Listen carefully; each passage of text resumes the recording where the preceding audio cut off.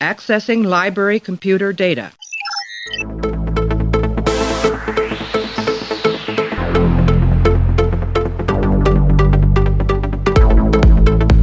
And to make sure that history never forgets the name Enterprise.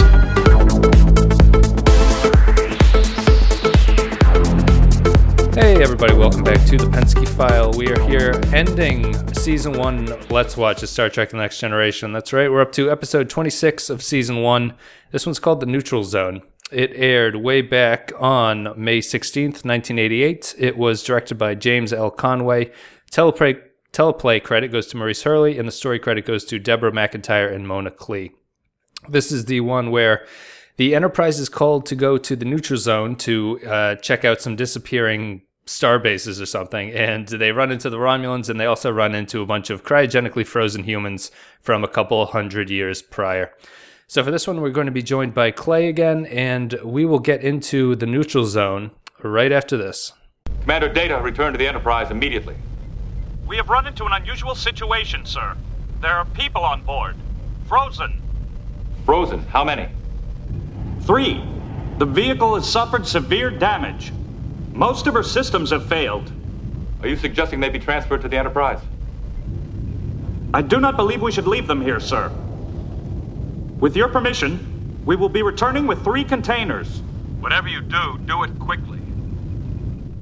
Okay, everybody, welcome back. Welcome to the final episode of this Season 1 Let's Watch a Star Trek. Not the final episode of the podcast, but certainly the final episode of the first season. So we're joined this time by Clay. Clay, how are you?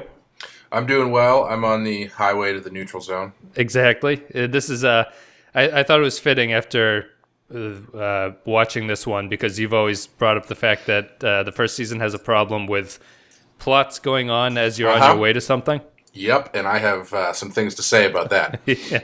So, I barely remembered this show.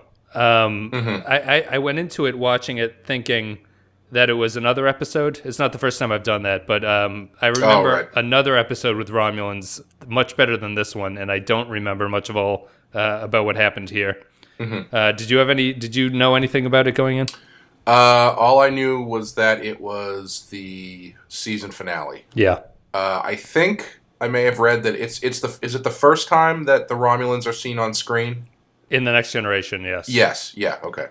To tie into that point, I think this episode is a mess. It's like, yes. It's horrible. And I mean, it's not even the biggest thing, but they do mention that this is the first appearance of the Romulans. And they have them talking about it, and Data's telling them we haven't seen them in 50 years since the Tomid incident happened, where like thousands of people died. Although this flies directly in the face of Angel 1, which we watched when they were going to. The whole point driving that episode was that they were trying to get to the Neutral Zone. Oh, right. Because other ships were fighting with the Romulans. Yeah. So right off the bat, you kind of have this problem. And I have 2 little trivia bits that I wanted to tell you here. Can I guess one of them? Sure. Was this episode heavily rewritten or criticized by Gene Roddenberry? That's not anything that I saw. Okay, well, go on. I'll explain my thought process later. Okay, so I guess I have 3 here. 2 of them are kind of silly, and the third one maybe has more to do with what you were just talking about. So the first bit of trivia is that this story, the story credit, as I mentioned before the break, went to Deborah McIntyre and Mona Clee. Not actually writers on the series. What they did was they wrote a fan fiction that this episode drew from for inspiration. So this is the 50 Shades of Grey of Star Trek? Of Star Trek, yeah. So what happened is these guys wrote a fan fiction. The producers bought it during the writer's strike of 88. And the head writer, Maurice Hurley, rewrote the script in a day. Or he wrote the script in a day. Awesome. So it continues. The writer's strike of 88 had a huge impact on Star Trek, obviously, for the first season anyway, because a lot of these shows are just rushed. And the other minor bit of information was there's a character who I forget what her name is, but she's played by Susan Sackett. I believe that character is the Weepy Woman. Because there's one character. Is it one of the defrozen people? No, she's not. Oh, okay. Because I was No. going to say the only female in this episode just cries about her dead husband. So. I didn't notice this until researching it later, but there must be a science officer in this episode that I don't remember. But she's played by Susan Sackett. Susan Sackett was the personal production assistant to Gene Roddenberry. She was also, according to her memoir, his lover for that 15-year period. Ooh. And her appearance on the show was because she won an office bet about weight loss. She lost she lost the most weight and was given an episode of the show.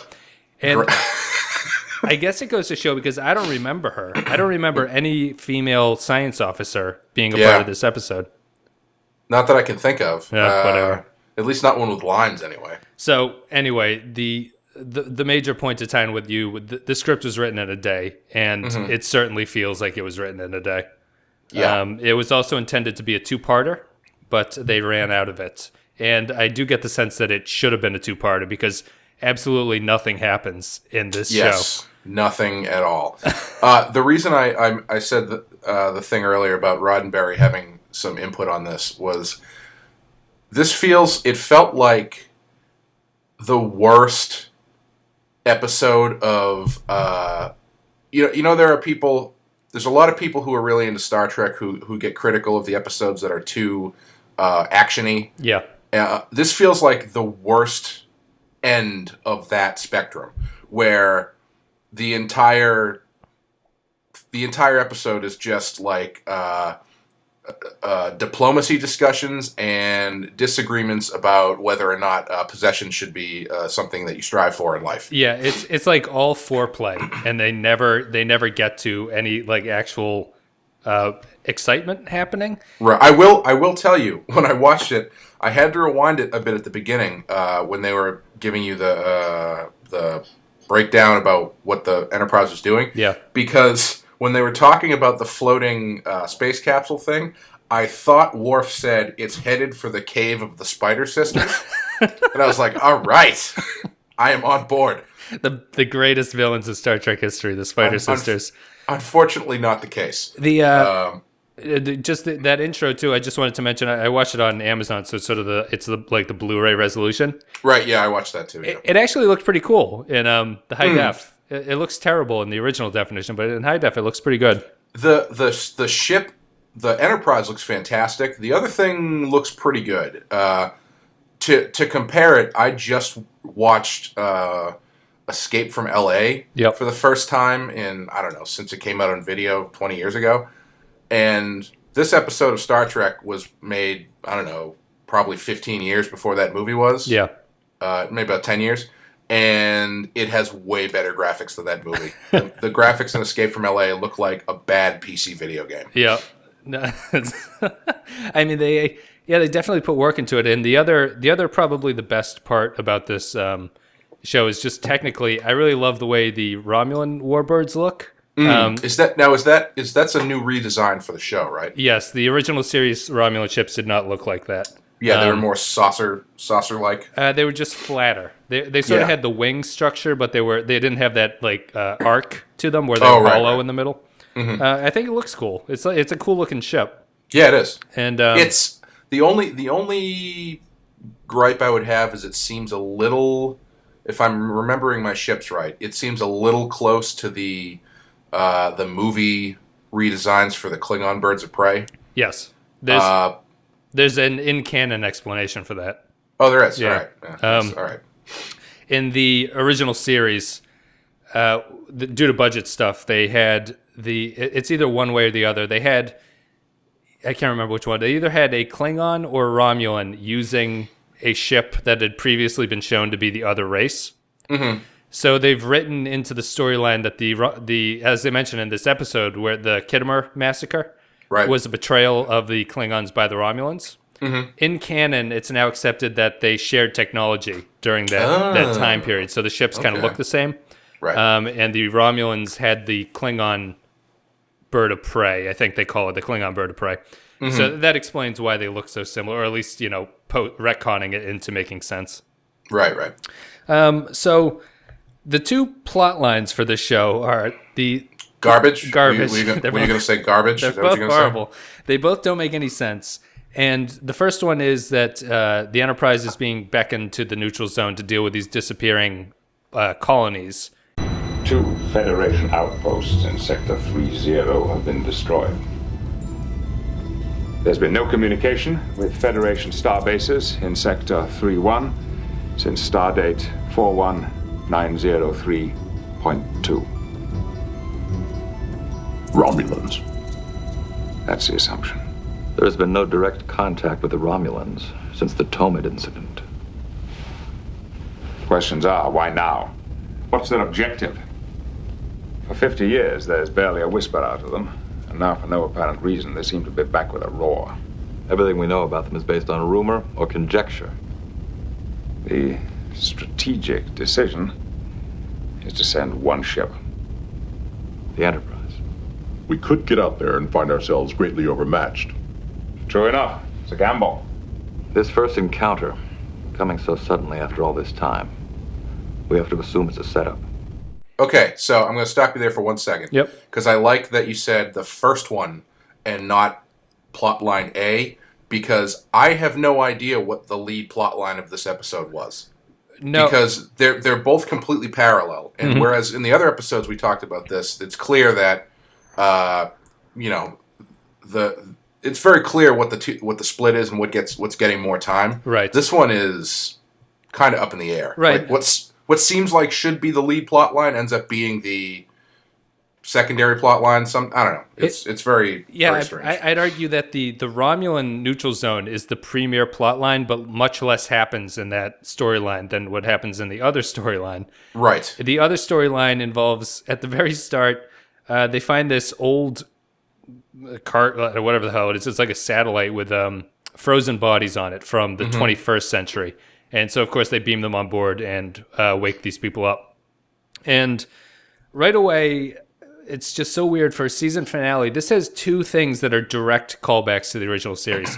The Balance of Terror episode, where they introduce the Romulans, is exactly how this one plays out. I think that's why this episode disappointed me so much, because Balance of Terror is probably the best episode of Star Trek I've ever watched. Yeah. At least it's at least my favorite, because it really, I mean, I know it's just basically a World War II sub-battle, but that's what makes it great. It is. I'd agree. I think it's the best original series show by far. And it is cool because it's like you said, it's a sub-battle where they can't see each other. They're flying sonar quiet or whatever they want to call it. And in this one, it's really just the last 10 minutes where they have that, like, we can't see them. Their cloaking technology is improved. Yep. And, whatever. So that's the other callback. And then the other plot is just a ripoff of Khan's Space Seed, except with douchier people. It's a really boring, redo of Space Seed. Yep. They do. Where instead of being warriors, these people are like bankers and drug-addled country musicians who... Yeah, and one woman who's a homemaker. Yeah, whose husband couldn't deal with the fact that she had died. That's the other thing. So they revive them, but Crusher is like, no, all 3 of these people are dead. Yep. They died, but magically, without explanation, because we're in the 24th century, we have cured them and brought them back to life. Where was this technology 3 episodes ago when Tasha Yar got blasted in the face? Yeah, or whatever? It's the same. And she's even going in depth on them. She's like, this guy was riddled with problems. He had like cancer all over the place. I fixed him up real nice, though. I don't know why they had to be dead. Couldn't they just be terminally ill or something, in Frozen? Like, why go through the whole thing of them being dead? I'm sad that one of them wasn't Walt Disney. Yeah, that's all I can think about, too. It's just Walt Disney's frozen head. We couldn't revive him, unfortunately. Mickey Mouse. Walt Disney, Ted Williams, and Casey Kasem. Yep. So, and right away, so I'd rather talk about the frozen humans. I think it's a much more interesting plot. The Romulan thing is really just they're going there the whole time. They show up at the end and they meet the Romulans. And the Romulans give a very... season 1 finale speech where they're like, "We're back, Enterprise." That was so dumb. And so I'd rather talk about the humans. And the human plot line is so flawed and stupid. I wrote down in big block caps for my notes so much judgment. Commander, Data, return to the Enterprise immediately. We have run into an unusual situation, sir. There are people on board. Frozen. Frozen? How many? 3.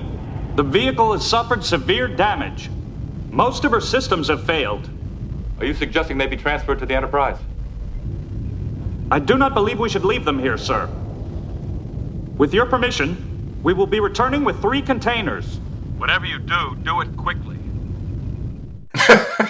Because I don't know what the point of bringing these people back was. Like, all they do is... And, okay, just to start it off, why... Even the way they bring them onto the ship makes no sense, because Picard is off at a meeting or something. Yep. And so Data's like, Riker, can I go over and check out what's on the ship? And Riker goes, okay, but make sure you get back quick. Why is Riker so ambivalent towards this ship that is carrying cargo of frozen people? The whole time he's just like, well, you better get back before Captain Picard gets here. You better get back, Data. I didn't understand what his general like rush was with everything. I honestly couldn't tell you. And they played it off like Picard would not be interested in these 3 humans from 400 years ago. Like, hey man, he's got bigger fish to fry, I guess, and because he's telling Geordi to fly to the neutral zone when you're not supposed to do that or some shit. Yeah, and they questioned him, bring him back, but it also led. So I guess Picard is never told about this, which led to my favorite line of dialogue where Picard goes into sickbay for no reason, and Crusher goes, "Your people are here." He goes, "What people?" She goes, "The people Commander Data brought over. They were frozen, and I thawed them." Which is absurd. Yeah. And then we get into these 3 people laid out on a thing. They revive them, and the rest of the episode is just spent assuming that everyone from the 21st century is a jackass. Yep. And the 21st century people are so great that they can just make moral judgments about their superiority to them for the entire episode. And well, and it never changes either, because at the end of the episode, when more than one person on the bridge is trying to, say, oh, maybe we should, bring these people back to Earth ourselves. Picard's like, no, the history is stupid. We don't need to learn anything else from these people. Let's get them off the ship as quickly as possible. Yeah, they're like, it'll take them 6 months to get to Earth. He's like, well, they need time. They need to get used to this. And the writing for them is so poor. This guy wakes up 400 years in the future. I also like that they didn't tell them what year it was. That was like the 5th or 6th question that they asked. They're like, oh, where are we? He's like, you're on a spaceship. He's like, wow. And they go on, and he's like, oh, by the way, what year is it? You think that would be the first thing you tell them? You'd be like, I was thinking that if I was in that situation where, I don't know, I slipped into a coma and I woke up and the first thing I saw was really strange-looking humanoid people wearing very extravagant clothes, my very first question would be, what year is it? Or is it Mardi Gras? Exactly. Yeah. Am I in New Orleans, or is it 2452? But it's just the characters are like just horrific. Like, this guy wakes up 300, 400 years in the future, and he's like, I need a Wall Street Journal, and I need to call my bank. Those are the things that concern him when he's flying on a spaceship through the stars at a speed faster than light. This is his priority that he needs to get through. Well, clearly it's because the one note thing they gave him is that he cares about money and possessions. Yes. And wants to know whether or not he has enough money and interest to buy the ship. This it's a compound, damn it. Although, to be fair, I'd be pretty upset with it. I'd be like, where the fuck did my money go? What do you mean the bank doesn't exist anymore? And the first scene he has with Picard, where Picard's like pissed off at this guy, and this guy is being very demanding of any whatever the hell he wants. I was really hoping Picard was going to totally dress him down and be like, listen, guy, money doesn't exist. All your lawyers are dead. Everything that you cared for basically doesn't exist. So you may as well go back and be frozen for the next 400 years. Yeah, he's like, you want to sue me? Sue this. And like grabs his balls in front of him and just walks out the door. But now it's like, stay away from my goddamn comm unit. I have to fight an alien race. Although it's interesting that in the future, people are just well behaved because apparently you can just contact the captain willy-nilly. Like, you don't need that was another thing I was going to mention was I remember a handful of episodes ago you were wondering about the inner workings of the badges in the communication system. Mm-hmm. Like, why? Basically, the only reason that they use that comm panel to talk to Picard is because of plot reasons. Yes. Like, excuse me. Why don't they just use the communicators? Yes. There's no, unless it's a ship-wide. Again, I don't know exactly how they work unless it's a ship-wide call for Riker because nobody knows where he is and he's not answering his communicator on his chest or whatever. Right. Yep. Why can't he just, go chest to chest, do a chest bump with Riker? Exactly. It's just them contacting him. The whole plot thing here, it's absurd because the Enterprise is, they're in the middle of having a discussion where everything in this episode is just problematic. But they're going through this whole dog and pony show about how no one has seen the Romulans in 50 years. Yeah. Yet everyone is extremely willing to give an idea of why they're, doing this. Riker is 100% sure that they're trying to trap them, and we better raise shields and everything. Everyone is 100% sure they know the motivations for this, based on nothing, absolutely nothing. Captain Picard? This is Captain Picard. To whom am I speaking? Ralph Offenhouse. I need to talk to you. What is going on here, number one? Did you give him permission to contact me? Of course not. He must have seen me use the comm panel. Listen, Mr. Offenhouse, we're in a very important conference right now. I'm sick and tired of being put off by you and your staff. This is the worst run ship I have ever been on. You should take some lessons from the QE2. Now that's an efficient operation. Data, identify. What is a QE2? It was a passenger liner which mostly traveled Earth's Atlantic Ocean during the late 20th and early 21st centuries.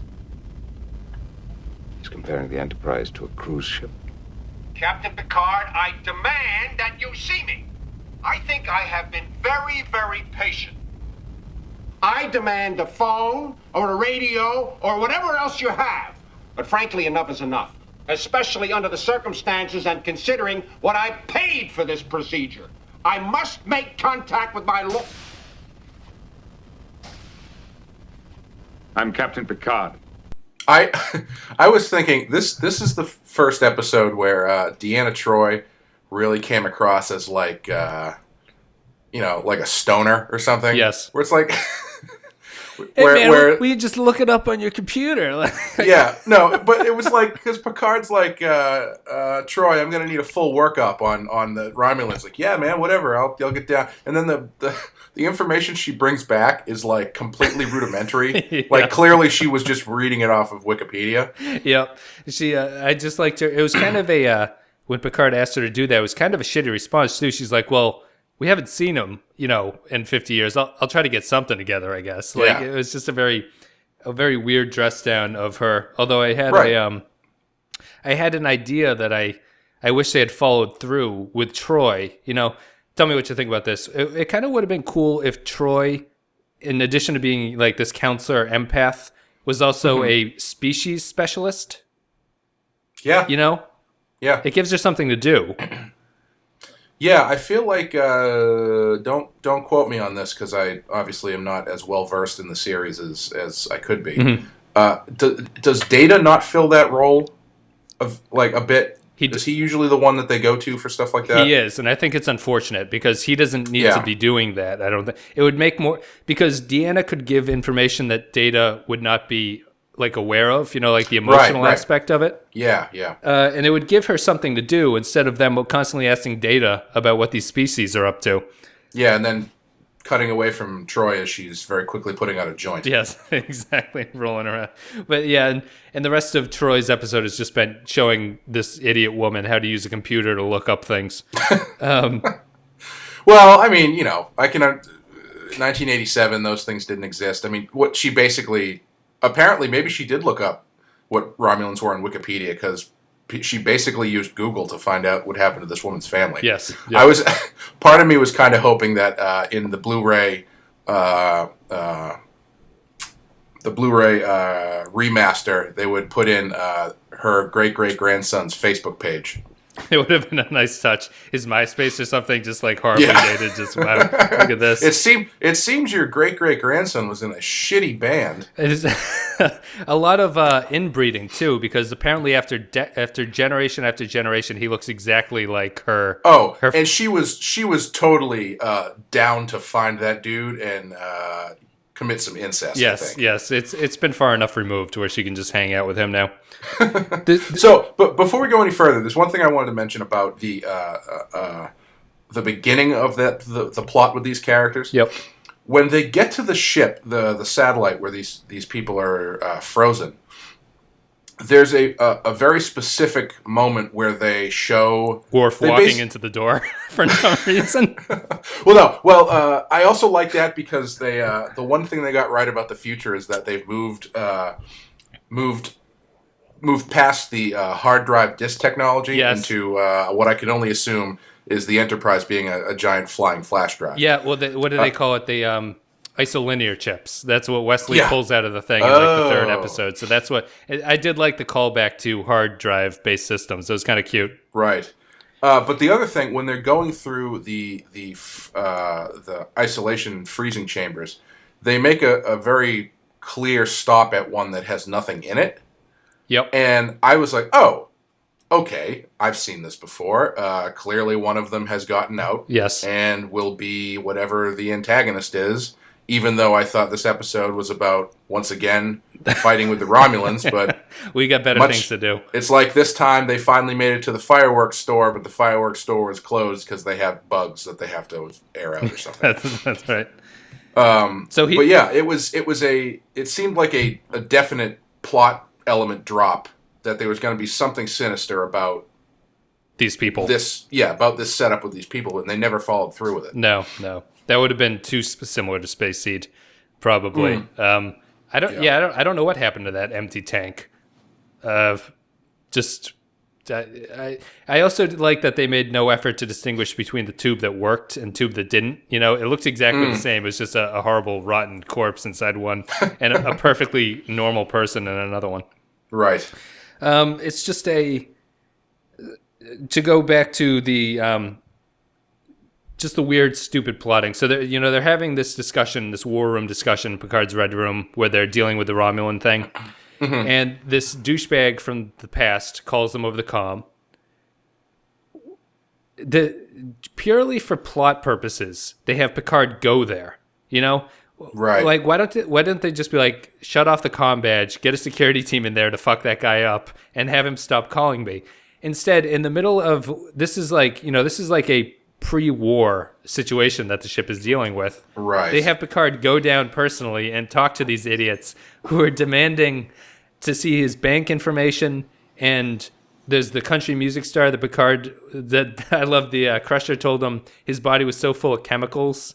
Yeah. You know, implying he's a drug addict. And then Picard is just like, this sounds like a man who had nothing left to live for. Yeah. Just super judgy. Every episode or every line they have is just so judgy. I would have been totally on board with that character if the only thing they had him do was just every time they cut to him, he was sitting in front of the replicator just replicating shit. Because that's what I would do. I know. If you showed me there was a replicator that could replicate the best martini I've ever had in my life and a guitar, yep, I would I would be pushing the limits. Let's put it that way. It's like naked woman too. But it's like the episode makes no sense in reference to other episodes. Like you clearly, once you know it's fan fiction, it makes a lot more sense because they're acting like they haven't run into the Romulans. They replicate a martini for this guy right in front of all of them, and then he pulls out a guitar later, and the woman is like, "Where did you get that from?" It's like, bitch, they're making shit out of thin air. Like I can get anything that goes on. A guitar is not hard. Like let me show you we're flying faster than the speed of light.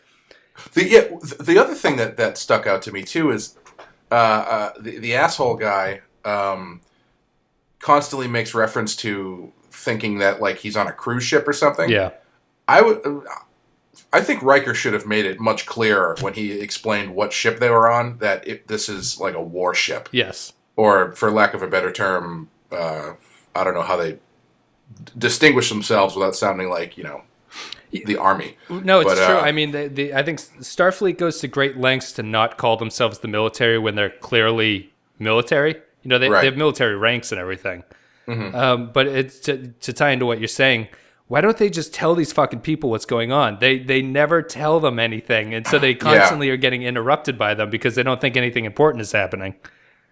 Honestly, if it was me, I'd be like, listen, just show them the holodeck and just leave them be. Yeah, wait until they scoop their brains up off the floor. I mean, Picard was blown away by the holodeck, and he'd probably he'd been there. So these guys would be like, "This is amazing."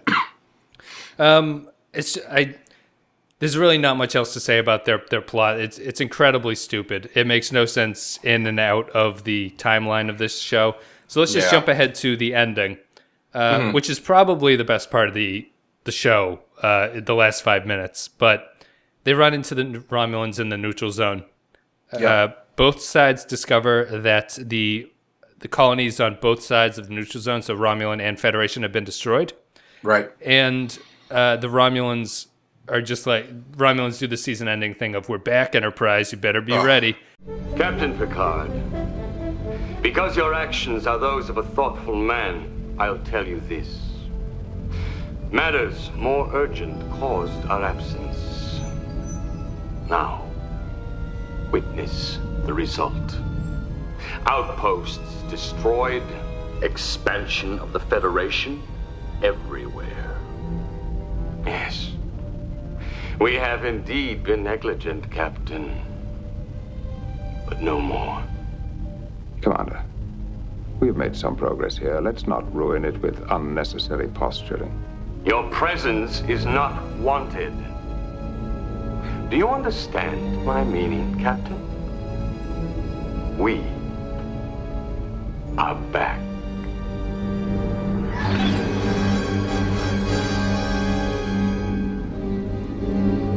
I think our lives just became a lot more complicated.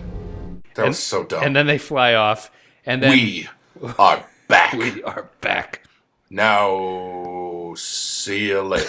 They just slowly turn around and fly out of there. Do you guys know how to get back onto the freeway? This neutral zone is so wide. And and then Picard gives his season finale speech and tells them to engage, and they warp off. And that's the end of the episode. Absolutely nothing is accomplished. Except, okay, go on. The main takeaway here, what they were trying. Do you know what they were trying to do with the destroyed colonies? I was just going to ask that. Are they implying the Borg? They are. Okay. They're implying the Borg. Fortunately, they don't call it. They don't come to that conclusion, because if they had, it would make the way that we encounter the Borg in the next season totally nonsensical. Yeah. Because this implies that the Borg are knocking at the door of the Federation, which seems to make very little sense. Yeah. But since the episode doesn't explicitly state that, I guess you can just assume that they never figure out what happened. Yeah, once they started dropping that stuff in basically the interstellar the interstellar equivalent of trying to figure out who keyed your car. Yep. I wish that I wish they had done more on the Romulan side, like that element where they were starting to decloak, but it was just a fake out to see if the Enterprise was going to fire, and then they recloaked. Yep. And I was hoping that like it would end up that once they did decloak, the ship was like busted or something. Like clearly they had some sort of encounter where they got messed up. Yeah, that would be better. And, like some sort of something a little bit more interesting than, hey, do you happen to know who's been taking my newspaper? Instead of having the horribly obvious scene where the guy shows up and he apparently drops a bomb, he's like, they don't know either, Picard. They're trying to ask you if you know. And he's like, what the fuck? Like, is that seriously where this guy's...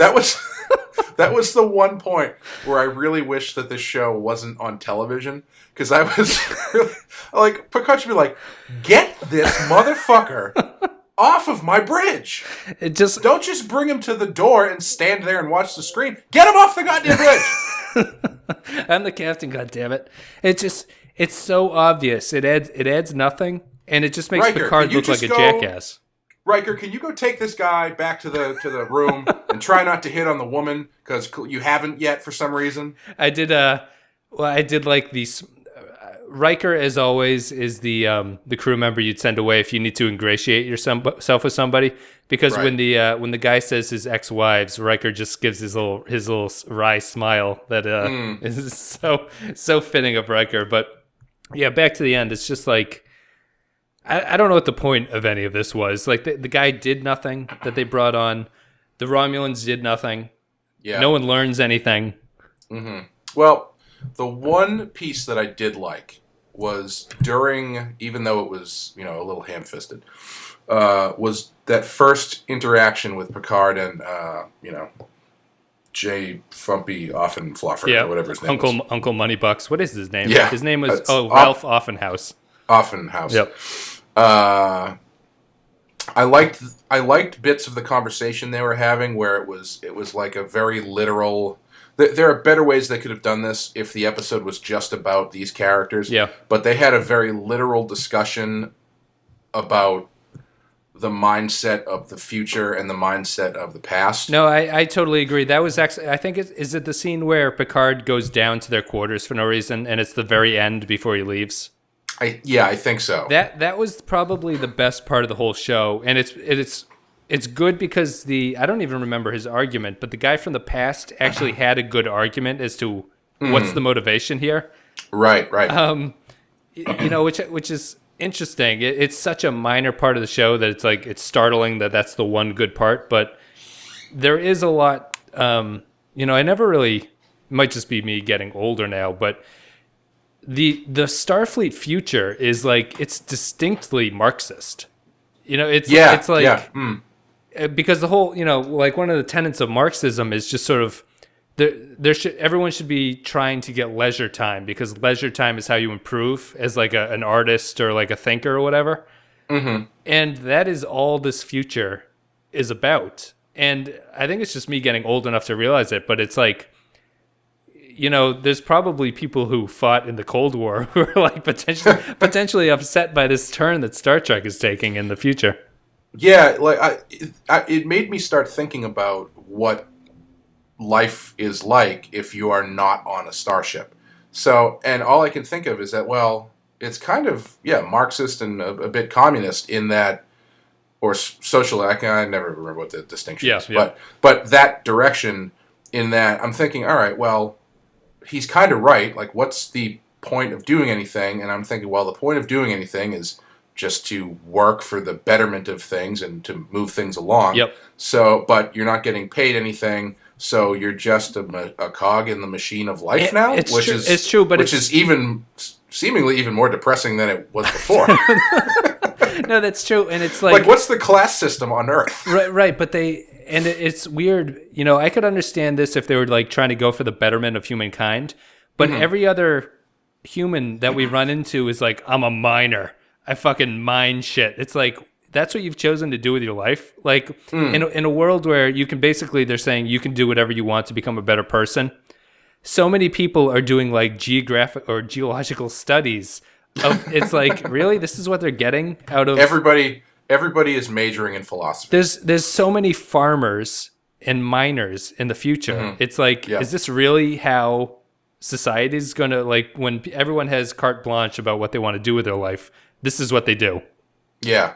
Well, it's funny because I never really thought about it much before. And once I started thinking about it, I think I realized that I always just assumed that everybody was in Starfleet. Right. And which is even more interesting a concept in terms of, we're not a warlike people anymore. We are just a planet of military now. Right. But it's like I never really thought about what everybody else does because I feel like you don't really ever get a... I must not have watched many of the episodes where they run into people who are miners and farmers, but it always seemed like you never get an idea or you never interact with anybody else who is just not who is not part of Starfleet. Right. Yeah. Yeah. No, I feel it happens pretty frequently. I feel like they probably run into non-Starfleet more than they run into Starfleet people. Oh, okay. Because Home Soil, you watched Home Soil, right? Yes. I feel like I don't think those people I don't think they're Starfleet. I feel like they're miners who are doing that's something. a good point. Yep. So yeah, that's just weird. And the only other thing I wanted to mention about the end is that for big Trek fans, Mark Alamo is T-Bok, one of the Romulans, and Alamo would go on to become Gul Dukat in Deep Space Nine. So that's a pretty huge role in that series. I am disappointed that Chief Engineer Johnny S. Longcock didn't make his appearance. I know. I was hoping he would chime in. It just because I think they go to Warp 8 at some point in this episode. That's way too fast for Leland T. Lynch. Hey, not if you've personally rubbed down the dilithium crystals with your own hands. He hand cranked them. Oh my god! I wish he was. I would just love if there was a scene where the engine room is actually run like a Model T, where you have to put the thing in the front and actually crank it up before it starts to like sputter to life. Yeah, or like the dilithium crystal chamber, like it opens like an old timey coal shoveling stove, and he sticks his shovel in a big pile of dilithium crystals and throws it into the warp core. Yep. Oh my god. Well, I'm shocked by this episode, just because things are going so well. And this episode is a huge step back in terms of the progress of the series. I'm going to blame most of that on the writer's strike because this script is ridiculous. Did you have any thoughts about this as a season ender? It might be the worst season finale I've ever watched. Yeah. Just because I was watching it with my girlfriend, and when it was over, I can't remember exactly what she asked me, but I said that was the season finale, and she just grimaced and it really did crystallize that problem I've had with the early episodes with the A plot and the B plot. The A plot ending up being something that you never see, but sounding way more interesting than what they end up focusing on. Yeah. And even it doesn't give one a lot of hope if the one time you see the thing that they're showing in this more attractive A plot is just as boring as the B plot. Yeah. Where they actually get there, and it all amounts to a hill of beans, basically, as Humphrey Bogart would say. I think there could have been a good episode in here. Yep. Like I said, if they had eliminated or at least pushed the Romulan stuff back further, like if this wasn't a season finale and this was just a regular episode, and they did do what I don't like, which is pushing the Romulan stuff to the back, and really focused on more of the personal changes that these people who have been thought out have to go through. That could have been interesting, and if they were given more time and it wasn't so on the nose with the way they handled it, and if there was some sort of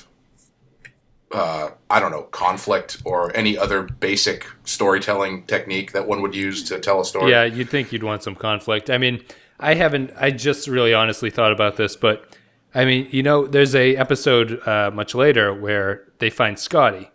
And he's been trapped in a transporter, and he's now in the future with them, and he's out of place. Mm-hmm. Why did they have to go so far back with these frozen people? Say these frozen people were cryogenically frozen from like Kirk's time, and they're woken up in this Romulan era, and they know how bad the Romulans are because they're from the original series. Oh, yeah. But the whole change here is that this Romulan Federation, like loose alliance, is the change, and they're having problems with it. But it's sort of it's setting up the show to be like we're different from the original series. Like things are changing, much as the changes that come from waking up 100 years in the future can be. There are also changes between the species of the universe. Right. It's like anything like that instead of just some bullshit about this guy's like, where's all the fucking money? And then Romulans being like, hey guys, welcome to our world, and then getting out of there. I mean, even the fact that if you do that and you go back to someone from Kirk's time, the first thing that they see when they wake up is a Klingon on the ship. Exactly. Yep. And which would be instantly alarming. Yep. And gives you a lot more to deal with. I don't know. I guess the effort was put into showing the difference between the way we were at the time when it was written and the way the future is going to be. That they want it to be. Yeah, and I don't know. I think it just doesn't. It just didn't work. No, they didn't approach it the right way. It's a bad episode. So yeah, we're gonna wrap it up. I give this a 1 out of 5 on my ranking system. This is probably one of the worst episodes of the first season, and it's weird because they're now getting to a point where I can't obviously tell they're bad just by sort of looking at it, if you know what I mean. Like the early first season episodes, I could tell were bad because the dialogue was horrible and they looked bad. Now they're sort of getting more comfortable with the production side of it. So you really have to you don't have to pay attention. Like, it's obvious this is a bad episode, but they're getting better at making the bad episodes look good, even though they're still bad, if that makes sense. Yeah, yeah. Oh, the other thing that happened that I did like was Worf gets a little fiery at the end when he starts talking about the Romulans. Yes. And that seems to be the most that, like, when that happened, I was like, oh yeah, that's Worf. That's what Worf does. Right. Whereas, as you mentioned in the past, he's pretty docile up to this point. Yes, and it's also I don't think because you watched Code of Honor with me. I don't think they mentioned that did they mention that the Romulans did that? I don't think so. I don't remember it. If they did, I could be wrong, but I don't remember that. Don't remember them saying. Yeah, I can't say it either way, but they're explicit in this episode, almost on the nose about like what the problem is with Worf and the Romulans, which is good, which is what the character needs. And so, I can't remember if we talked about this last time. Do you think Worf did the Klingon death yell when Tasha Yar died? He best have. If not, he'd just done it in the quiet solitude of his own room. Captain, these are Romulans. They are without honor. They killed my parents in an attack on Kitamar when they were supposed to be our allies. They believe humans and Klingons are a waste of skin. Lieutenant, control your emotions. Please, open hailing frequencies. So let's go with some real TV criticism here. There's only 2. Keith DeCandido for Tor.com felt that the episode did not really work, saying that the, quote, smug moralizing with regard to the 3 20th century refugees is laid on too thick, and that the appearance of the Romulans tried too hard to be reminiscent of their first appearance in Balance of Terror. Overall, he said that the first season ends not with a bang, but with a whimper. I'd agree with that, I think. Nothing. Yeah, there's not really much else to say. Yeah. That pretty much sums it up. The AV Club wrote that the previous episode, Conspiracy, would have served better as the ending to the first season than The Neutral Zone. The Neutral Zone wasn't the worst so far, but it may possibly be the most frustrating because of the 2 storylines. He felt that the Romulan plot would have been sufficient alone and described the storyline featuring the cryogenic survivors as extremely painful comic relief. He gave it a C-. Yeah, so that's interesting that they say if the Romulan thing had been the entire episode. The thing that I've noticed about this first season is it kind of feels, it's like, it's almost like they don't understand editing. And I don't mean like within the show. It's like, excuse me, if the Enterprise is going from point A to point, ooh, Jesus. If the Enterprise is, I almost knocked my water. If the Enterprise is going from point A to point B. Knocked my bong over. Listen. Yeah, sorry, go ahead. Hey, man, let me tell you about what's going to happen in the future, but what happened in the past is the important thing. If the Enterprise is going from point A to point B, have they ever just said, warp 8 towards whatever we're doing, engage, and then do like a cut to, good, we've arrived, now we can actually deal with this. It's always like, it's going to take us 5 days to get there. Well, we may as well show you in real time what happens in 5 days on a ship. Yeah, it's weird. It's almost like the science of it is more accurate in the early season. But the cold open eventually just becomes, here's the problem, let's go there, act break, okay, we're there. You know, like... Right. And it's much better narratively than non-narratively. It's also, there's this Mission Log podcast I listen to. It's probably the most professional of the Star Trek podcasts. I just started listening to that too. I like it. It's pretty good. I like them. I tend to strongly disagree with... I don't know what their they're associated with the Roddenberry Company. So I don't feel like I'm getting a super impartial look at the show all the time. Oh yeah. Well, I think they were they started at the Nerdist, I think. Oh, did they? And I think they must have got, I don't know the specifics, but yeah, the very early episodes have the Nerdist intro. Oh, okay. So maybe they got folded into the Roddenberry thing. But anyway, go ahead. Yeah, it's just, so I don't know how impartial they are, but they are definitely providing the most information about the show outside of that. And it's just, they have these things called discovered documents where they have like memos and stuff. And the main things I've gleaned from that is that Bob Justman, whoever he is, he's a producer on the show, seems to be the only person who is bringing up the problems that weren't getting fixed. And also, they spent a huge amount of time and effort on the science of the show. And it's like, guys, have you read some of these scripts? Like there are huge narrative problems. I don't give a fuck if Warp 8 is too fast to be realistic. It's like, what are you talking about? Like, I know you're paying this team of probably like grad student physicists who are note checking for you. Yeah. But it's like, this seems to be the wrong focus. How about we get some scripts in here that actually make sense and we can just put whatever science in afterwards. So Christopher Nolan would have really appreciated the early episodes of the show. Yeah, he would have appreciated its hyper-realistic take on spacefaring travel or whatever. Oh boy! Except again, they leave out the idea that once you start traveling faster than light, you age faster. So I wish the end of this entire show was they go back to Earth and realize it's 700 years in the future. I was thinking about that, and I'm now that I've been thinking about it, I wonder if there's a in-canon explanation about that's why they always talk about warp bubbles. And because there's an episode where Crusher is stuck in a warp bubble. And I don't know if the warp bubble is what sort of, you create a pocket of the universe inside the warp travel. You know what I mean? Oh, okay. So that when you come out of it, you're in the bubble that was the universe when you started. Right. Okay, I see what you're saying. It is a good question. I don't know if they ever bring it up, but I was thinking about that because I watched a couple of episodes recently where they're like the bubble, the warp bubble, and they constantly harp on about the warp bubble. Yeah, not to get too nerdy, but too late. But I'm surprised they didn't just say like we just travel through wormholes or something where it's like it takes some of the physics that would be problematic, throw those problems in, and eliminates them. But whatever, who cares? Exactly, and I think that pretty much sums up the season finale that we just watched. Who cares? But that's the end of the first season. So thank you everybody for listening all the way through. It only gets better from here on out, but a little bit disappointing ending, I guess, as DeCandido said, not with a bang but with a whimper. But now, did they know? I don't know if there's any way to know this, but the hints that they were dropping about the Borg in this episode, was the Borg something they had already pinned down? Yes, as a concept. Yep. Okay, so not what they became. They had a different idea. Oh, really? The conspiracy aliens were going to be the Borg. The Borg are going to be insectoid. Oh.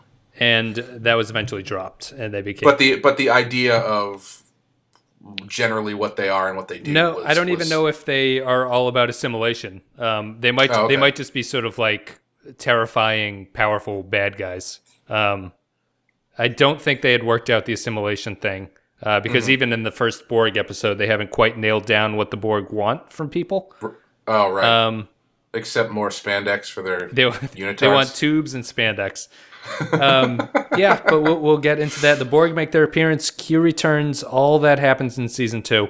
And my next episode is going to be a recap of Season 1. I'll probably do it by myself. I'm going to give the top 5, bottom 5 episodes, general thoughts, opinions about what happened. So that'll probably go up the day after this one as a little bonus. So thank you, Clay, for joining. You're probably the veteran of the first season. Oh, I'm enjoying it. It's I like going back to watch these episodes because I haven't watched them in a long time, and it's a lot of fun to talk about. Yeah, they're very sort of easy to come away with an opinion on, as you can plug, you're doing a prisoner podcast, which is a little bit more difficult to sort of come up with a theme sometimes, where the Star Trek is very broad, so it's easy to approach. But yeah, Clay has a prisoner podcast. You can listen to that. You want to plug all the information? Sure. You can listen to the podcast at backinthevillage.com. You can follow us on Twitter at Prisoner Podcast and email us at theprisonerpodcast@gmail.com. And Wes is cool enough to do it with me. Yeah, it's been fun. Which I appreciate. It's a lot of good stuff. You guys should check it out. Check out the show. Check out the podcast. And for me, you can go to thepenskypodcast.com to get all these episodes. You can also go to my YouTube channel, which is The Penske File. That's got everything. And you can listen on iTunes. Just search for The Penske File. And as always, if you listen, it's much appreciated if you could leave a like or a review on YouTube, or a like or a review and a like or whatever on iTunes. Much appreciated. It helps me get up in the rankings a little bit. So thank you guys for listening to the first season. And I will wrap it up with the next episode. And after that, I'll be back with my cast of companions here, and we will start season 2 right after that. So thanks again, Clay. Thank you. And we will see you guys later.